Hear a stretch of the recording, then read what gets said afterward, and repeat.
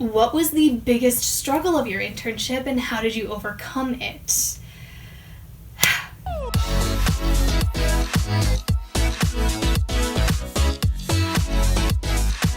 What's up guys, it's Rachel here. So I have picked out a bunch of pretty popular and common questions to ask students when they get back from traveling, studying abroad, or doing an internship abroad.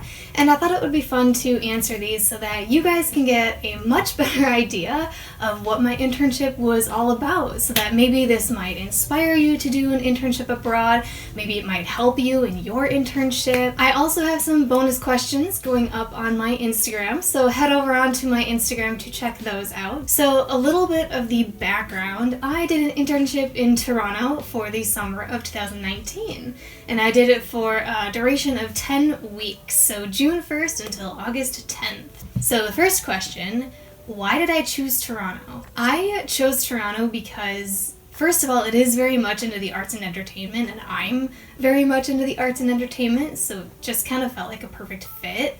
Also, it's just, I love big cities in general too. Like, I did a study abroad to London, so big cities are like my thing. How did I get this internship? I got this internship through a program called the Intern Group. My mom and I were actually just like looking up internships in general for me, and we discovered the Intern Group, which is a worldwide traveling internship program, so they help students around the world find internships around the world. There was a whole process in order to get this internship, so it's not like one and done. No, like I had to go through a whole process. I had to get accepted into the program, and then after I was accepted into the program, I had to get a work visa and all of that stuff for the country that I was going to, which obviously takes like weeks to months to get your visa. Then I was finally transferred over to the Intern Group's Toronto team, and from there they helped me find an internship in Toronto that fit with my career path and my career field. So in all it took like at least 8, 9, 10 months to do, if not like almost a year. Like I think I started the process at like August, September 2018. So yeah, and then I didn't go until like June of 2019. So it is a pretty long process. So if you're thinking of doing an internship abroad or even a study abroad too, the process does take quite a while. So make sure that you take plenty of time out to do that. Why did you choose King and Bay? So the company that I interned for was a company called King and Bay in Toronto. They are amazing. Please go check them out. King and Bay is a men's custom clothing company and a tailoring company, which obviously is definitely out of my element. Like, you guys have seen my social media and my channels, like I'm all about travel and theater, so menswear is something that I've never really done before. So I chose King and Bay because it was out of my comfort zone, out of my element. What did you do at King and Bay? Okay, this question packs a lot because I did quite a lot with them. The main part of my job was I was their social media manager for their Instagram page. And you may be thinking, well, that's not a lot, but in all honesty, social media management is quite a lot. Basically, like half of that was photography, and then the other half of that was actually like managing the Instagram page. So with the photography part, I had to photograph the garments and photograph the accessories that they have, and then I had to edit those and then write captions to go along with those. And then after all of that, then I could actually post those. I actually did 2 posts on Instagram per day. That also included the weekend. And then after all of that, then it was also just managing the Instagram page, so managing the comments, replying back to people. If anybody had directly messaged us, I would have to obviously message them back and get them in contact with one of my other colleagues so that way we can get them in for a possible fitting and have them possibly buy something from us. But then I also did some other things. One other thing that I did was an independent project. So King and Bay really wanted to start using the stories feature on Instagram, so they really wanted to do Instagram stories, but they weren't really sure how to do that and what to actually do for the stories. And so my supervisor was like, well, that is your area of expertise, so that is your internship long project. Okay. I did a bunch of research and figured out something to do for the Instagram stories. So, I mean, it was a little bit challenging, it was a little bit scary. And then I also just did a lot of other clerical work and helped out in the office. I did some filing, and I also learned how to steam. So that was pretty cool. What was your favorite part of the internship? I guess there's kind of two parts to this. So I think my favorite part was that I discovered that I kind of like fashion and menswear. Like I said, I've never really been into menswear. That was something out of my element, something that I've never done before. But during my internship, I actually fell in love with a lot of the different garments. And by the end of the internship, there were so many beautiful garments that I wanted to take home with me, even though they didn't fit me, even though it wasn't for me. Yeah, they were just so beautifully done and beautiful and well made with amazing fabrics. And then talking about it personally, I liked the creative freedom that I had. So that was kind of nice. What did I learn at my internship? I think the biggest thing that I learned was probably time management. I do have good time management skills, but when it comes to this internship, my colleagues, my supervisor, they taught me what to do within the first few weeks, but then after the first couple of weeks, they were like, okay, that's your job, now go and do it. And so for the rest of the internship, I was basically on my own, which was a little bit scary, but at the same time, it was kind of nice. So it's not like there were people harping down my back or something about it. And if I had any questions, obviously I could ask them, but it also taught me how social media is very self-responsible, because it's all on you. So there's a lot of responsibility that you have to be in charge of. What was the biggest struggle of your internship and how did you overcome it? The Instagram stories. That was definitely the biggest struggle because I was so new to menswear, I was so new to the brand, how I use Instagram stories and how I've seen celebrities use Instagram stories. It's definitely more personal and more behind the scenes, and that didn't really seem to fit with King and Bay's brand as what I understood. So I was I have no idea what to do. So that was definitely a struggle of mine, and I pretty much overcame it by talking to a few of my colleagues and trying to understand the brand more, doing some research on other menswear companies and seeing what they do on Instagram, and just basically trying to figure out an idea. Moving on from my actual work, what was it like doing this internship for college credit? So as a lot of you may or may not know, I took this for college credit. I got 3 credits worth for this internship. So the assignments were just 3 journal entries that we had to do throughout the internship. And the first one wasn't so bad, but my instructor had sent us a list of all of these questions, but for each journal entry, the questions were different. And the second and the third journal entries, the questions got more and more deep. So it was more about your personal growth and what struggles did you have. So on top of doing the internship and exploring and traveling Toronto, I was also doing schoolwork. What was the program like and were they helpful? The program was amazing. I definitely recommend this program, and not just because I'm saying it, I honestly do. And there were 2, I don't know how to describe them, were they program managers or program leaders? I don't know, but there were 2 employees from the intern group who were living in Toronto. They set up the orientation for us, so we got to meet them during orientation, and then they also set up and organized a bunch of the activities and events that we did in Toronto. So we got to see them occasionally. We also had their phone numbers to contact them in case of anything. So yeah, so they were really nice and helpful throughout the whole internship. And they're also my age. The one that I was closest to was actually a year younger than me. So they're around our age, so they like to have a lot of fun too. How did you meet new interns on the program? So the program has a system where a new set of interns come over every month. My start date to go over there was June 1st. 5 other people from around the world. Most of them were actually from the United States, but 5 other people from around the world came over also on June 1st, and so I sat in my orientation with them. So they were the first set of people that I actually met there, and so we were all going through this together. So that was the group of people that I was most close to.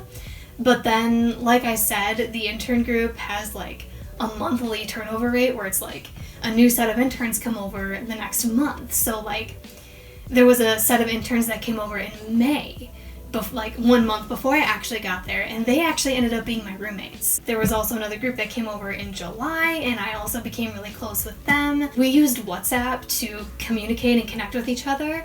So when the new set of interns came over, the program managers like put them all into the big WhatsApp group, so we all like got to know each other and were able to meet up with each other if we wanted to meet up. So that was basically how I got to know a lot of the other interns that were through this program. What was housing like? So the housing was pretty much basically like college residence halls. But these residence halls, let me tell you, they were definitely more higher end, I guess, a little bit more luxurious than my residence hall is here at home. I do give a tour of it in my first Toronto Diaries if you want to check that out, because basically when I walked into the residence hall there was pretty much a full kitchen, then a little living room area, and then there was a hallway, and down the hallway were 4 single bedrooms, and then on the other side there were 2 bathrooms and a storage closet. So the residence hall that I was in was actually part of Ryerson University, but obviously it was during the summer, so not many students were actually in there. So yeah, so like basically the intern group uses like college residence halls to house all the students, but they don't always do the same one. It just depends on which ones have like room and space for everybody. So the one that I was at was obviously one of them, and then there was another one like 30 minutes away from my residence hall, and then there was another one like 30 minutes the opposite way. So yeah, so it was just kind of spread out. So that's kind of what housing was like. My residence hall, it was a 20-minute walk from King and Bay, and then it was a 30-minute walk from the harbor, from downtown. So I was like right in downtown Toronto. So my residence hall was like placed in the perfect place. And then the residence hall also had its own laundry services in there. There was 24/7 security. There was a security guard in the lobby 24/7. And then there was also a worker behind the desk scanning people in. What was your favorite travel/event that you did? Okay. Well, the biggest one is definitely the Edge Walk, but then also like the sunrise and the sunset were my 2 favorite things too, because okay, number one, I do really love the sun, but I also love mornings in general, and mornings in a big city are pretty unique because it's the quiet part of the city where people really aren't like awake yet. So the sunrise was pretty cool to see that. And then the sunset was also pretty cool too. Like, I am a huge sucker for city lights and city skylines. So seeing the sunset on the Toronto Island was also like really, really amazing. It was like one of the best things that I did. Any other favorite places to visit and see in Toronto? The Distillery District. Scarborough. Yep, Scarborough is definitely one of them. And Graffiti Alley, I would say too. So those 3 were some of the unique places that I was at that I honestly didn't even know about before I got to Toronto. The harbor was like one of my favorite places to be at too. Like there's like a whole stretch of harbor that you can just walk down, so yeah. I just love water in general. What was your personal growth like? My personal growth, like I grew a lot in Toronto, and I don't just mean like I grew up. I don't exactly know how to put this, but like I really felt a sense of like adulthood. Like being around all of my colleagues at King and Bay and being in such a professional setting and being in like a working environment, like yeah, I definitely felt more like an adult, and it was a good feeling because even though I still had a semester left of college, like I still kind of felt like I was in college yet because okay, I graduated college in December 2019, so I still had a semester of college left yet to go when I got back from my internship. So it's like being in that space there of like I'm still in college, so I still kind of feel like a college girl. But then being in such like a professional working environment, it's like, yeah, I just completely grew up, and I definitely learned like a lot about, yeah, just being independent, but actually being an adult and what that really means. It just really helped me understand where I should be at and like where I can be at, where my potential lies. What was your biggest fear about doing an internship abroad? I think it was probably like not knowing what the atmosphere was going to be like and not knowing who I'm going to be working with, because so before I went over there, I had an initial interview with my supervisor, so I got to see my supervisor's face. Of course, it was virtual. So we just had like a video chat interview. That's pretty much it. And so it's like once you accept, you accept. It's like, it's not like I can go over to Toronto, see King and Bay, see the people who I'm working with to try and see if this is going to be like the right company for me. You have to like just trust your instincts and be like, yeah, this is going to be a good opportunity for me. And so just kind of almost being thrown into this internship was almost a little bit scary because, of course, like I didn't know what to expect. And being with a company that was in menswear and men's fashion, I didn't really know much about that. So that was probably like the scariest part. My colleagues were super, super helpful, super comfortable. Like at first I was a little bit intimidated, but as time went on, I started joking around with my colleagues a little bit more. Sometimes you just gotta like take that leap and get out of your comfort zone in order to do something like that. Any advice? So for any of you who are doing an internship abroad or just an internship in general, I think my biggest piece of advice for you is to just not be afraid to ask questions. Like, that's what you're there for. It's like they know that you're an intern, they know that this is one of your first major hands-on experience in your field of study, in your career field, and what you want to do. So they know that you're still learning. And what better way to learn than by asking questions? Because, you know, not only was this internship in my field of study, like I was doing social media management, but it was in an atmosphere and in a setting that I wasn't familiar with. So trying to learn about menswear and understand the menswear part of it so that I could portray that accurately on social media was probably the most difficult part. So my colleagues were super helpful. I was asking them so many questions throughout the internship. I honestly started feeling bad for how many times I was going to them. But it's the best way to learn. So definitely ask questions. Don't be afraid to do that. Another thing I would say is to write things down.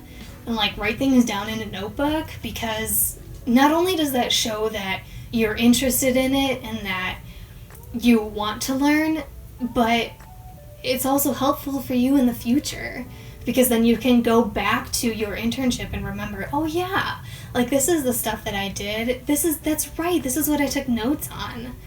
So it can help you remember what you did at your internship, and then it can also just remember you during your internship too, because like right away when I got to King and Bay, like I learned how to tie ties, and I was like, how the heck am I supposed to remember this? So I wrote them down, and yeah, so now I know how to tie ties, and now I still have it written down, so I remember how to tie ties. Get out of your comfort zone. Take an internship that may not be exactly what you want, because the best way for you to challenge yourself and to let yourself grow is to get out of your comfort zone. So those are pretty much the most popular and common questions. And so I do have some bonus questions over on my Instagram if you guys want to go check those out as well. If you have any more questions for me, you know what to do by this point. And if you want to know more about my internship, more in depth about my internship, I have a bunch more videos on those, my Toronto diaries, and some other bonus videos. So thank you so much for watching. You guys are honestly the best. Bye!